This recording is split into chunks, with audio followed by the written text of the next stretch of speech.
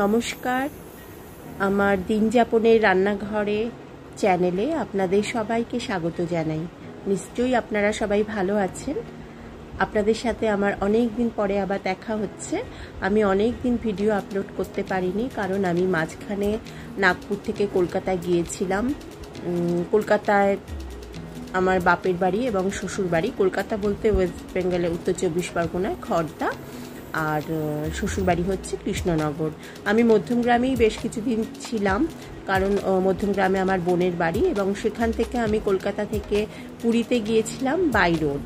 আমাদের প্রথমে ট্রেনে যাওয়ারই কথা ছিল, কিন্তু বাবাকে নিয়ে ট্রেনে যাওয়াটা ঠিক হবে না, বা আমরা গাড়িতে যাব, সেটা নিয়েই আমরা খুব ভাবনার মধ্যে ছিলাম, এবং তারপরে আমরা ডিসিশন নিয়েছিলাম যে আমরা বাই রোডই যাব। তো 26 তারিখ মানে 26শে অক্টোবর আমরা মধ্যমগ্রাম থেকে বেরোই ওই ভোর 5:30 নাগাদ। প্রচণ্ড বৃষ্টি হচ্ছিল। তার আগের দিন 25 তারিখেই ওই সাইক্লোন দানা সেটা হয়েছিল, এবং তার জন্য পুরো ওয়েদার খারাপ ছিল। সকালবেলায় প্রচণ্ড বৃষ্টি নিয়ে আমরা বেরিয়েছিলাম, তাই অতটা ভিডিও করতে পারিনি। রাস্তায় খানিকটা বৃষ্টি ধরেছিল, এবং এখন দেখুন প্রায় 6:30 মতো বাজে। এই সময়টা একটু বৃষ্টিটা ধরেছিল, এবং আমরা গাড়িতে বেশ অনেকটা দূর চলে এসেছি, এবং আসতেও গাড়ি চালাচ্ছি, কারণ রাস্তায় বৃষ্টি হচ্ছে। তো বৃষ্টির মধ্যে ওয়েদার খারাপ হলে যা হয় আর কি। তো গাড়ির মধ্যে গান শুনতে শুনতে আমরা পুরীর উদ্দেশ্যে রওনা দিয়েছি। দেখুন এবার সূর্যটা উঠছে 6:30 মতো, 6:30 নাগাদ সূর্যটা উঠছে, এবং একটু বৃষ্টিটাও ধরেছে। দেখতে কি ভালো লাগছে না?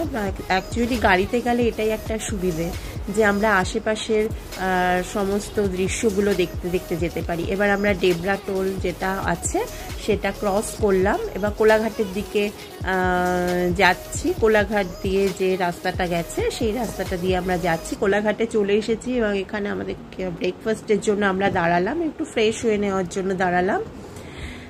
বোন, বাবা আর বোনের ছেলে, 3 জনে। এখানে আরও অনেক হোটেল ছিল, কিন্তু কোনো হোটেল খুলেছে বা কোনো হোটেল ফাঁকা, এরকম দেখতে দেখতে এই হোটেলটা দেখে মনে হলো এখানে একটু ফ্রেশ হওয়া যায় এবং ব্রেকফাস্ট খাওয়া যায়। ভালোই ছিল। আমরা কচুরি আর আলু তরকারি নিয়েছিলাম, আর সেরকম যেহেতু অনেকটা জার্নি, তাই বিশেষ ভারী কিছু খাইনি, এবং খেয়ে দিয়ে আমরা আবার চলতে শুরু করলাম। মাঝখানে একবার দুবার না, বেশ কয়েকবার দাঁড়িয়েছি। এখন দেখুন একটু বৃষ্টিটা ধরেছে, এবং চারিদিকটা দেখুন কি সবুজ লাগছে না। আমরা প্রায় খড়গপুর ক্রস করে আমরা বালাসোরের দিকে ঢুকে গেছি।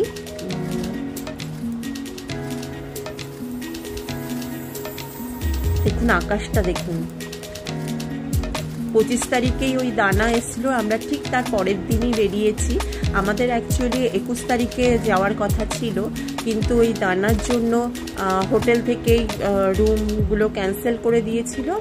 এই দেখুন দানার প্রভাব এখানে পড়েছে। এটা ঠিক বালাসোর ছেড়ে যাওয়ার ঠিক আগের মানে না, বালাসোর থেকে ঠিক জাস্ট বালাসোরটা ক্রস করেছি, ঠিক তারপরেই এই অবস্থা, মানে এখানেই হিট করেছিল সাইক্লোনটা। দেখুন জলে পুরো মানে কি বলবো, সব ডুবে গেছে। আর রাস্তার অবস্থা একটু মানে এই জায়গাটা বেশ ভীষণই খারাপ ছিল এই সময়টায়, কারণ তার আগের দিনই সাইক্লোন হয়েছিল, এবং এটাই ছিল জায়গাটা।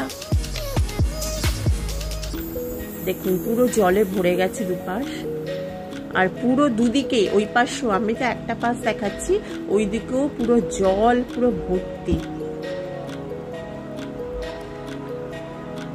এখানে একটু আমরা দাঁড়িয়েছিলাম একটুখানি ফ্রেশ হওয়ার জন্য, এখানে গাড়িটা দাঁড় করানো হয়েছিল। দেখুন চারপাশটা,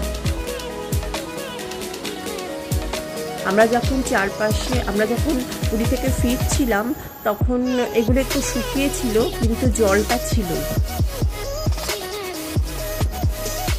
দেখুন আমরা এবার ভদ্রক পার করে কটকের ভেতর চলে এসেছি।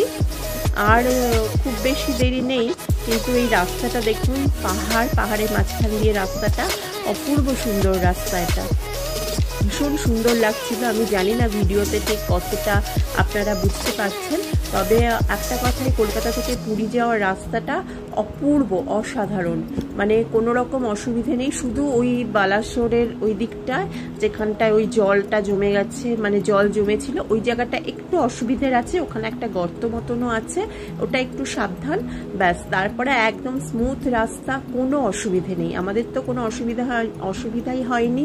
আর আমাদের বাবাকে নিয়ে গিয়েছিলাম, যেটা আমাদের ভয় ছিল কোনো রকম কোনো অসুবিধা হয় কিনা, বা আমার বাবারও কোনো অসুবিধা হয়নি, আমাদেরও কোনো অসুবিধা হয়নি। হ্যাঁ, ওই লং জার্নিতে যা একটু টায়ার্ড হয় সেরকমই, এছাড়া আর কোনো রকম শরীর টরীর খারাপও হয়নি। আমরা আস্তে আস্তে প্রায় পুরীর কাছাকাছি চলে এসেছি। দেখুন রাস্তাটা, দেখুন কি অপূর্ব রাস্তা না?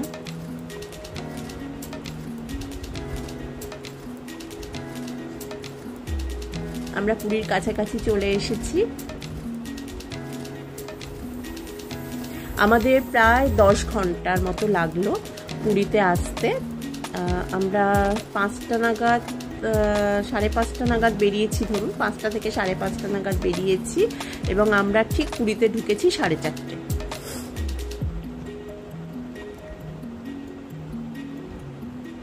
5টা, 5:30, 4:30 নাগাদ ঢুকেছি। আমরা হোটেলে চলে এসেছি। আমাদের হোটেল থেকে দেখুন এই দৃশ্য দেখা যাচ্ছে। এখন 4:30, 4:45 মতো বাজে।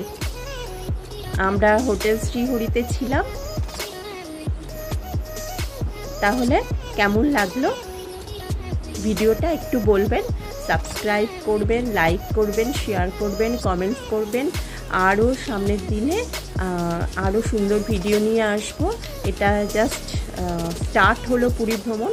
এরপরে পরবর্তীকালে পুরীতে আমরা কি করেছি, কোথায় ঘুরেছি, কেমনভাবে এনজয় করেছি, সেই ভিডিও নিয়ে একে একে আসবো। Thank you very much for watching.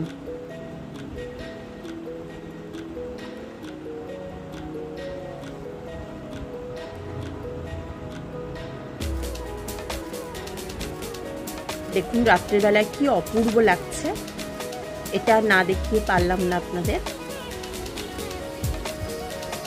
খুব একটা ভালো করে তোলা হয়নি, কিন্তু এটা অপূর্ব লাগছিল, আলোগুলো পড়েছে।